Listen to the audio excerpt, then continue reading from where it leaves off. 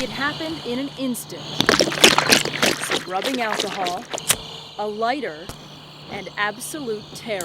It was just extreme heat and flames, and it seemed like the whole house was on fire. The house was not on fire, but Melvin McDaniel was. His arms, chest, and hands engulfed in flames. He battled to tear off his burning clothes. I finally ripped them off, and I was standing in the kitchen naked. I could see my skin on parts of my shirt on the floor. I could see it smoldering. See it and smell it, the putrid odor of burning human flesh. The smell was awful. And the aftermath was too. McDaniel spent more than a month in the hospital and suffered through 8 operations. He still carries around the scars, and it is a heavy burden. A daily reminder of the woman McDaniel says intentionally set him on fire, burning away his flesh, his ego, and his peace of mind. That woman was his girlfriend. Was she trying to kill you? I think so. And if he's right, she would certainly not be the first. Each year in this country, 600 men are killed by their wives, girlfriends, or exes. You hear the statistics for female victims of domestic violence. We know that every 15 seconds a woman is battered. But how often is a man battered by a woman in the United States? Well, the number is the same, every 15 seconds.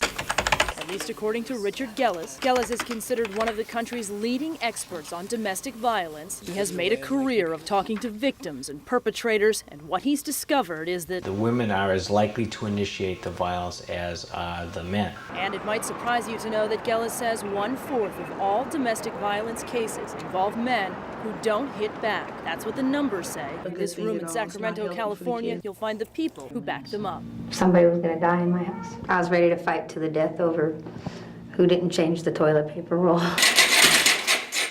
These 3 women have all been locked up for violent behavior, usually against a husband or boyfriend. The women have also done time in an anger management class run by Claudia Diaz. Do you think people would be surprised how many women come here? Amazed. I think they would be surprised how many women engage in physical violence. The Sacramento program is one of just a handful of anger management programs in the U.S. targeted toward women who abuse their male partners. You think that can't nothing happen to you. I mean, you just can go through life and do it and hit and slap and punch. And I thought it was really cool to be a tough guy. Yeah, oh, yeah. Defend yourself. So if there are men who are victims of domestic violence, it seems that there would be shelters to house those men.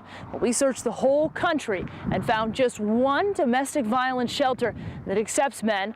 We found it here in the middle of the California desert. We can't show you the outside of the shelter because we want to protect the men, women, and children who stay here. We can show you the inside, places where those children can finally play without fear.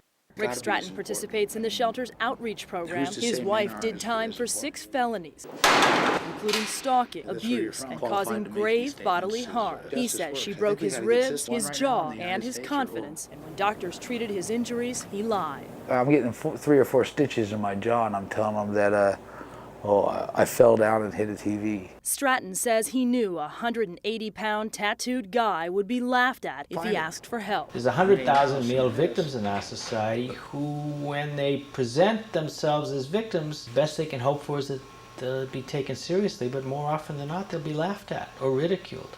What do you mean? You let your wife hit you? Why would you let your wife hit you? Hit her back. But Stratton swears he never did.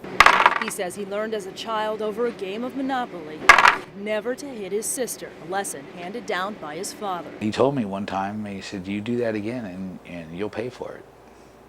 You don't hit girls. A very different lesson from the one many little girls learn. I was taught if any man ever says anything to me that's inappropriate, I get to slap him. I can't think of anything bad enough. And Hollywood teaches that lesson too. The latitude that women get is more substantial. They have a greater free fire zone. Some say even our nation's lawmakers have looked the other way. Back in 1994, Congress passed the Violence Against Women Act, or VAWA. It's $1.6 billion tax dollars. It's done a lot of very concrete things that will actually increase the physical safety of not just women, but all people who use those services. People we talked with all agree that VAWA has done good things for women, but most say it has done little or nothing for men. One Justice Department official told us flat out, quote, "The program is designed to assist women." And take a look at this Justice Department document obtained by Fox 5. It acknowledges that for the purposes of VAWA, the department refers to, quote, "victims as women and perpetrators as men." Critics say that's un-American. Clearly it's unconstitutional. Congressman John Conyers sponsored the Violence Against Women Act. I worry about constitutional issues, and this is not one of them.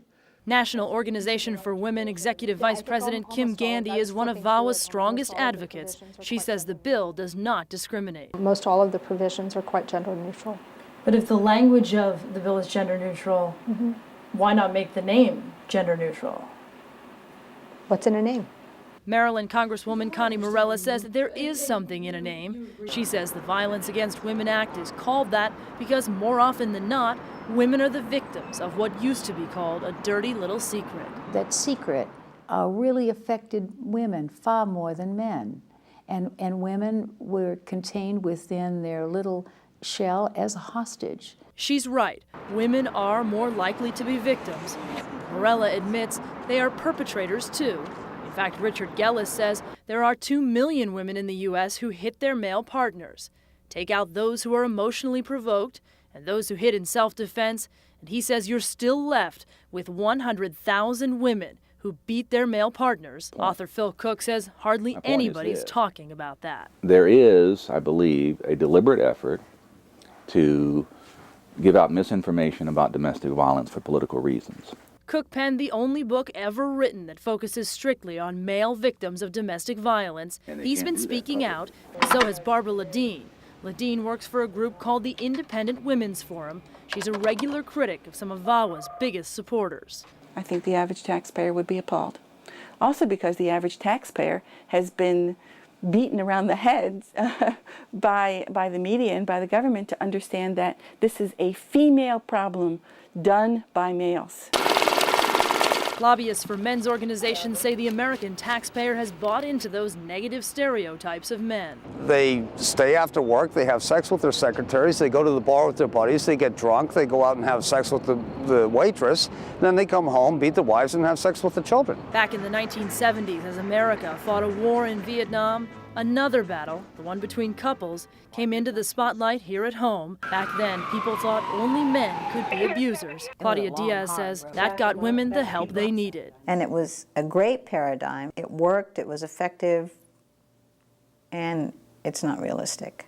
Now, she and some others agree it's time for VAWA's supporters to make a change. They like the spotlight to be on the women. The spotlight has been on the women for 20 years, and I have no problem with that in one sense because I want women to get help. But I think it's time to turn on the stage lights and see who else is on stage. Researcher Richard Gellis says he's even had his life threatened by people who disagree with his conclusion that men are victims too. How many death threats have you gotten? 10, 12. Rick Stratton says that sort of active effort to hide information is dangerous. I can't be an isolated incident. I can't be. And I know that there's something that's got to be done about it because the longer we stay quiet and we cover and we lie, the worse it's going to get. And we're going to be using body bags. Counselors say not dealing with both sides of domestic violence means in the long run, kids suffer. In the final analysis, it doesn't matter whether dad's hitting mom or mom's hitting dad, the children are watching and they're learning the wrong lesson. The children learn to use violence in their homes, and they pick people who know that dance, and the violence just keeps going on and on and on. On and on as children grow up and live in the shadow of their parents' mistakes.